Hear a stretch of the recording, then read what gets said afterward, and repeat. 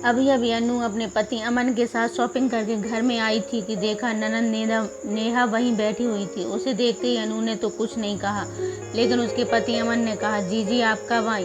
बस जब तुम लोग गए थे उसके थोड़ी देर बाद ही आ गई थी। वैसे आज क्या शॉपिंग करके लाए हो? तुम यूं तो तेज गर्मी में भाभी तो घर के बाहर नहीं निकलती। नेहा ने सामान की तरफ नजरें मारते हुए कहा, कुछ नहीं जीजी, 4 दिन बाद मेरे मायके मम्मी पापा की 30वीं शादी की सालगिरह का प्रोग्राम है, तो बस उसके लिए ज़रूरी सामान खरीदने गई थी।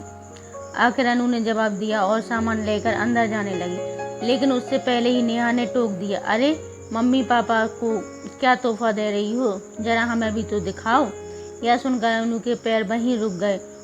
उसने अमन की तरफ देखा तो अमन ने उसे सामान दिखाने का इशारा किया। तब अनु ने अपने मम्मी पापा को देने के लिए जो तोहफा लेकर आई थी वो निकाल कर दिखाया और कहा, यह चांदी की पायल मम्मी के लिए और पापा के लिए यह घड़ी है। यह देखकर नेहा ने अपनी मम्मी विमला की तरफ देखकर कहा, पता है माँ, आजकल चांदी के भाव वैसे आसमान छू रहे हैं और दिखने में यह तो बड़ी महंगी दिख रही है। यह घड़ी लो, आप भी तो देखो। यह कहकर नेहा ने पायल और घड़ी विमला जी की तरफ बढ़ा दी।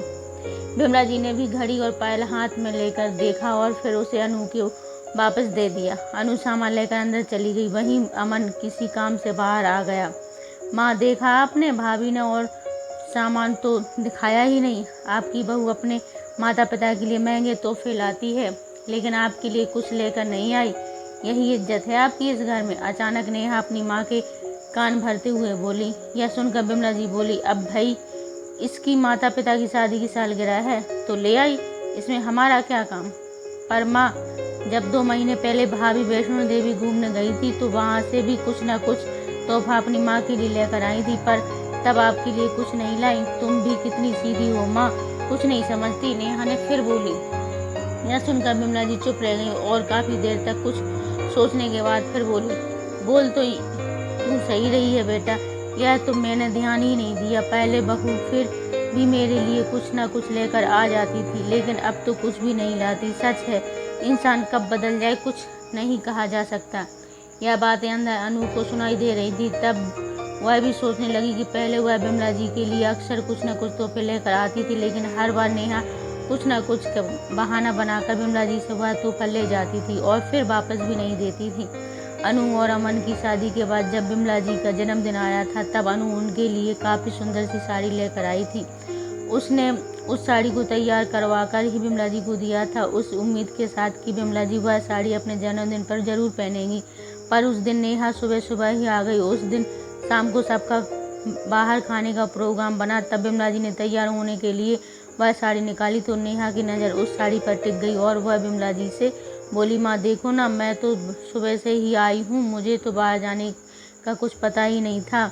मैं तो बाहर जाने के लिए कोई कपड़े लेकर भी नहीं आई। अरे तू चिंता क्यों कर रही है, तू अभी अपनी माँ के घर पर है, मेरी कोई साड़ी पहन ले, विमला जी ने कहा। पर मुझे तो यही साड़ी ज़्यादा पसंद आ रही है, पहनूंगी तो मैं यही साड़ी पहनूंगी, मुझे दूसरी साड़ी नहीं पहननी, नेहा ने कहा। तो विमला जी ने वह साड़ी उठाकर नेहा को दे दी और खुद दूसरी साड़ी पहनकर तैयार हो गई। जब अनु ने देखा तो उन्हें बहुत बुरा लगा, पर क्या कहती, अपनी शादी को कितना समय हो गया था, इसलिए चुप हो गई। फिर अनु ने धीरे धीरे नोटिस किया कि यह तो नेहा की आदत सी है, वह विमला जी से अधिकतर सामान ले जाती हैं, जबकि उसके ससुराल में कोई कमी नहीं थी। लेकिन इस साल विमला जी के जन्मदिन पर उसके लिए उसने पैसे इकट्ठे करके सोने के कानों की बूंदी तैयार करवाई थी।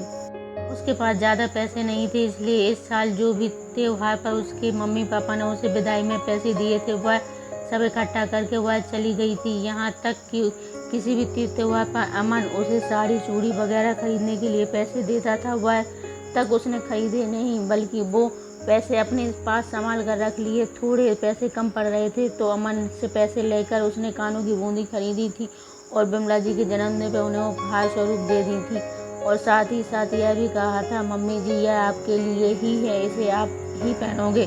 सोने की बूंदे को देखकर विमला जी भी बहुत खुश हो गई थी और उन्होंने उसी समय उन्हें अपने कानों में पहन लिया। सुबह से शाम तक वो उनके कानों में ही थी। उसे के देखकर अनु बड़ी खुश हुई थी, लेकिन शाम को नेहा जब घर पर आई तब उसने विमला जी से वो कानों की बूंदी मांग ली।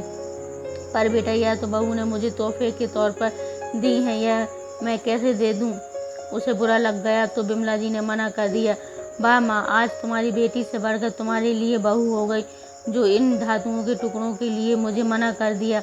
आज पापा जिंदा होते तो मुझे क्या यह देखने को मिलता। आज सचमुच मुझे मेरे पापा की बड़ी याद आ रही है, कहकर नेहा ने बिमला जी के सामने रोना धोना शुरू कर दिया। यह देखकर बिमला जी को भी अपनी बेटी पर ही तरस आ गया और उन्होंने कानों की बूंदी निकाल कर दे दी। अरे तू बेटी है, तुझसे बढ़कर कोई है क्या जो इन कानों की बूंदों के लिए रो रही है, ले पकड़ पहन ले, कहकर बिमला जी ने वो बूंदें उसके हाथ में दे दी। और हैरानी की बात है कि जब नेहा थोड़ी देर पहले तक रो रही थी, उसके आंसू अपने आप ही गायब हो गए और खुशी खुशी उसने वो बूंदें अपने कानों में पहन ली। और बूंदें पहनकर जब वह अनु के सामने आई तो अनु को बहुत गुस्सा आया। वह तो उसी समय बोलने को तैयार थी, लेकिन तब तक नेहा का पति उसे लेने आ गया था, इसलिए वह चुप रह गई। बस वो दिन था और आज का दिन है। अनु कभी बिमला जी के लिए कोई तोहफा लेकर नहीं आई। तभी बाहर से नेहा के बोलने की आवाज़ आई, अरे इंसान क्या बदल गया। जब संस्कारों की बात होती है, माँ की सिखाई हुई लड़कियाँ कभी ससुराल नहीं संभाल पाती, सास को कभी माँ नहीं समझ पाती। तुम्हारी बहू ने तो अब जाकर रंग दिखाने शुरू किए हैं। यह सुनकर अनु को बहुत बुरा लगा। वो उसी समय कमरे से निकलकर बाहर आई और बोली, जीजी आप यह सब ना ही बोलें तो अच्छा, मम्मी जी के लिए मैं तोहफा नहीं लाई। आपको इसका दुख है या आपके तोहफे कम हो गए? आपको इसका दुख हो रहा है। अनु ने नेहा से बोली, भाई हमें क्या, यह तो तुम दोनों सास बहू की बात है। अगर तुम तोहफा लाती तो अपनी सास के लिए लाती, हमें क्यों बीच में ला रही हो। नेहा कंधे उछाड़कर बोली, अरे जीजी नुकसान तो आपका ही है ना इसमें, क्योंकि मम्मी जी को जो तोहफा मैं ला कर देती हूँ वो तो आप हमेशा ऐड कर चली जाती हैं। अब मम्मी जी को भी तोहफा नहीं दे रही हूँ तो नुकसान तो आपका हो रहा है। इसलिए अब इस तरह की ऊट पटांग बातें करने लग गई हैं आप। इसलिए कह रही हूँ कि आप अपने संस्कार देखिए, मेरे मम्मी पापा के संस्कार पर मत जाइए। इतना कहकर अनु अपने कमरे में चली गई। इधर बिमला जी कुछ कहने को हुई पर अनु ने सुना ही नहीं। तब तक अमन कमरे में आ चुका था। उसे देखकर बिमला जी ने कहा, बेटा तुझे नहीं लगता कि आजकल बहू ज़्यादा बोलने लग गई है? ऐसे कोई जवाब देता है क्या अपनी ननद को? अरे उसके लाए हुए तोहफे अगर मैं अपनी बेटी को देती हूँ तो उसे क्या परेशानी थी? आखिर वह तोहफे तो तेरी कमाई के से लाए हुए थे ना। मम्मी मानता हूँ कि मेरी कमाई से पैसे ही हैं वह तोहफे लाकर आपको देती है, पर जब आप बार बार वह तोहफे अपनी बेटी को दे देती हैं तो सामने वाले का मन तो मर गया ना। आपकी बहू ने कैसे पैसे इकट्ठे कर करके आपके कानों की बूंदी लाई थी, यहाँ तक कि उसके माता पिता ने उसे शगुन के तौर पर जो भी पैसे दिए थे वह तक भी उसने अपने खर्च से नहीं किए, बल्कि आपके लिए तोहफा लेकर आई है। पर क्या किया आपने, उसे भी अपनी बेटी को दे दिया। तो फिर अब आपकी बहू दोबारा आपके लिए क्यों कुछ खरीदेगी? अमन ने कहा। तो बिमला जी चुप हो गई, पर नेहा तनकते हुए बोली, भाई तेरी पत्नी को संभाल, कुछ ज़्यादा ही बोलने लग गई है। मैं मायके अपनी बेइज्जती करवाने नहीं आती हूँ जो मुझे इस तरह से बोलकर चली गई। बहन अपनी इज्जत करवाना तेरे खुद के हाथों में था, पर तेरी हरकतें ऐसी हैं कि अपनी बेइज्जती तूने खुद ही करवा ली। थोड़ी सी अकल तुझे भी रखनी चाहिए थी। कोई किसी को प्यार से तोहफा दे रहा है तो हमेशा उस तोहफे पर क्यों नज़र मारती है? आखिर तेरे पास क्या एक कमी है? जहाँ तेरा हक है वहाँ तुझे देते हैं ना हम लोग। अगर तू इस तरह उसे ऊट पतंग बातें करके घर में आग लगाएगी